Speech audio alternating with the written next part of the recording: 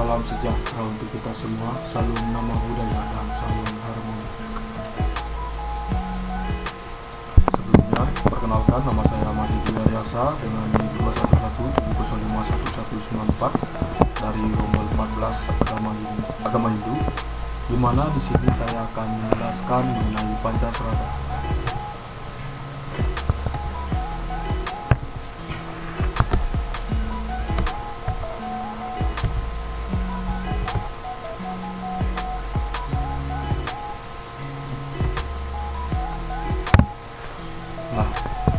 Agama Hindu merupakan agama yang mengenal dengan banyak dewa atau disebut dengan agama politeisme.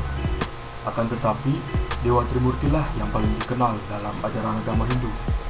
Trimurti merupakan dewa-dewa yang memiliki berbagai peran dalam menciptakan alam semesta ini, yakni ada Dewa Brahma, Dewa Wisnu, Dewa Siwa.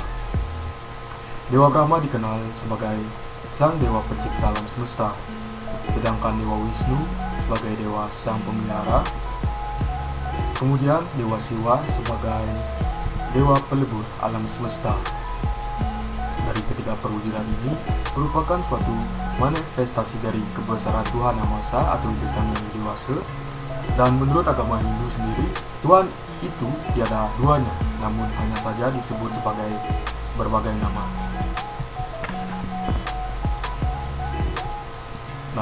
Agama Hindu juga merupakan sebuah keyakinan atau kepercayaan terhadap Sang Pencipta atau Tuhan Yang Maha Esa atau Ide Sang Yang Dewasa, di mana Hinduisme merupakan sebuah aturan yang disebut untuk para penganut yang meyakini dan paham akan menjalankan tentang ajaran tersebut.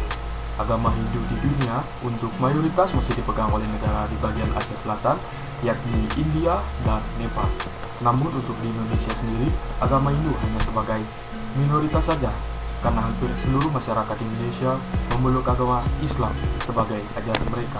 Akan tetapi, tidak untuk di Bali, karena di Bali sendiri agama Hindu lah sebagai agama pemeluk terbanyak untuk saat ini. Nah, dalam sebuah keyakinan, tentunya ada pedoman-pedoman atau keyakinan dasar yang harus dilakukan. Nah, agama Hindu sendiri memiliki ajaran yang disebut Pancasrada. Pancasrada merupakan ajaran dasar dalam keyakinan umat Hindu yang berasal dari bahasa Sanskerta, di mana Panca yang memiliki arti 5 dan Sarada memiliki arti suatu kepercayaan atau keyakinan. Jadi arti dari Pancasrada sendiri yakni 5 dasar yang mendasari keyakinan atau kepercayaan yang dianut oleh umat Hindu. Nah, adapun 5 bagian dari Pancasrada diantaranya adalah Brahman, Atman, Karmapala, Punarbawa, dan Moksha. Bagian yang pertama adalah Brahman.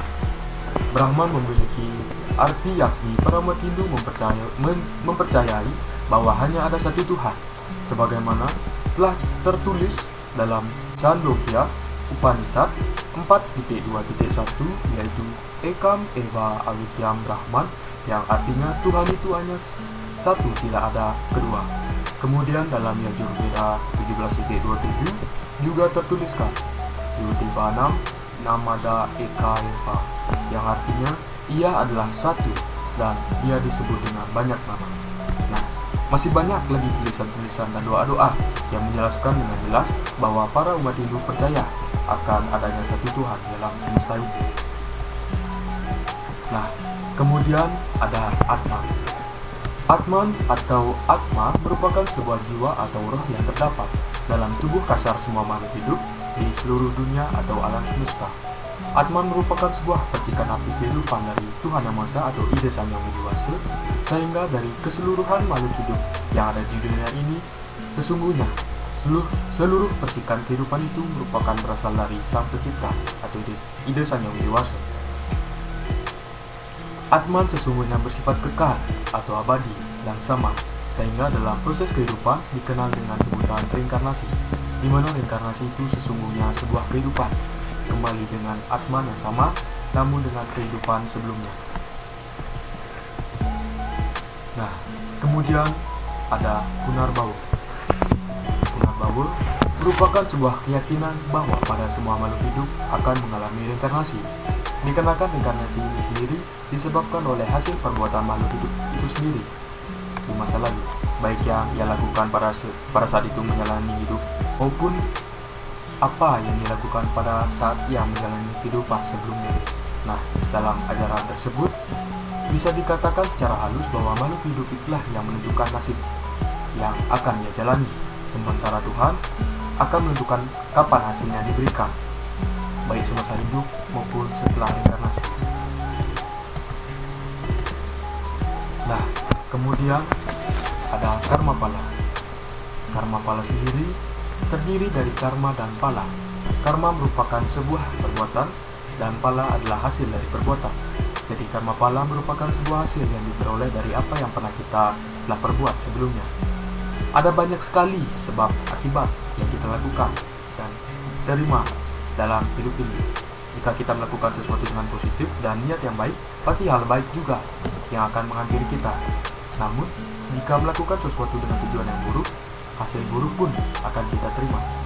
Nah, dalam karma pala sendiri ada 3 diantaranya, yakni prabda karma pala, kriyamana karma pala, dan sancita karma pala.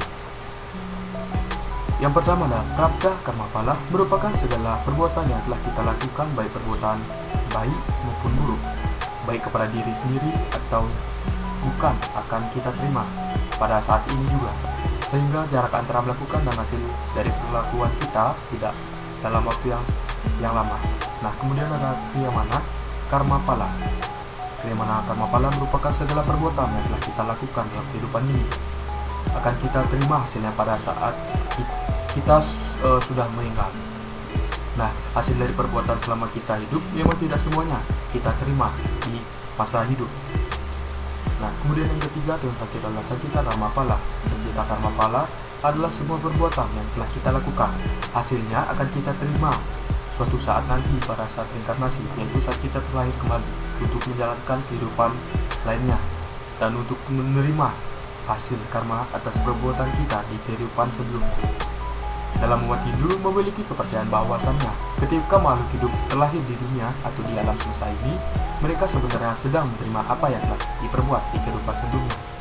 Tak terlepas apakah itu hewan, tumbuhan, manusia, dan makhluk lainnya, mereka semua tidak bisa terlepas dari hukum karma pala. Nah, yang terakhir adalah moksha. Moksha merupakan tujuan akhir dalam kehidupan di agama Hindu. Hal tersebut karena dengan moksha, makhluk hidup tidak lagi harus menerima hukuman karma atau reinkarnasi, karena atmannya telah menjadi satu dengan Tuhan Yang Maha Esa. Jiwa yang mengalami moksha tidak lagi mengalami ikatan nafsu dan keduniawian yang bersifat maya atau palsu. Jiwanya telah sepenuhnya terbebas dari rasa suka dan duka yang berasal dari keduniawian. Mereka yang telah mencapai moksha, jiwanya telah mengalami kebahagiaan dan ketenangan yang kekal dan sesungguhnya. Nah, sekian dari penjelasan mengenai Pancasila. Mohon maaf jika ada kesalahan kata yang kurang berkenan di hati, dan saya tutup dengan Parama Santi. Om Santi, Santi, Santi, Om. Wassalamualaikum warahmatullahi wabarakatuh. Salam sejahtera untuk kita semua. Salam nama budaya dan salam harmoni.